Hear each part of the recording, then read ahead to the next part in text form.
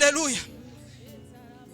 Mukudziwa ino anthu ambiri takhala tikudusa m'mipanga, kudusa m'malo opweteka, m'misonzi.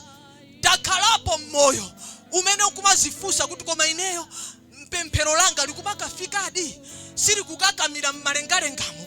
Takhalapo munyengo imene tapemphera, tasala kudya koma ndikusamamva kuyankhidwa. Kukhala munyengo ndikumamumva neba akupereka umboni kuti ndachiritsidwa, koma iwe still uli mupeni. Kumamumva neba akuperekera umboni kuti ine ndapeza banja, atalengeza kumene kuja kuti Mulungu akupereka mabanja, ine danga ndalipeza, koma iwe no green light. Kumazimva kuti ukupemphera koma nothing changes in your life. Kumazimva kuti ndasala kudya koma ndikumalingalira kuti koma ine sinalowe nawo mu hunger strike.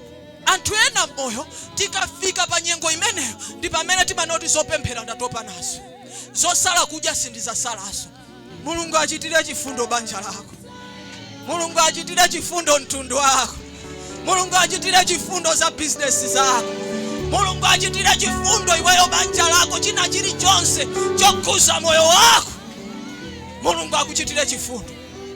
Tiri munyengo imene tikumulirira Mulungu kuti Ambuye ine ndiye mundichitira, Ambuye ine ndiye mundilankhulira, Ambuye ine ndiye mundikumbukira. Chifundo chanu chindilankhulira, chifundo chanu chindichitira, chifundo chanu chindipambanisa. Tanena ameni.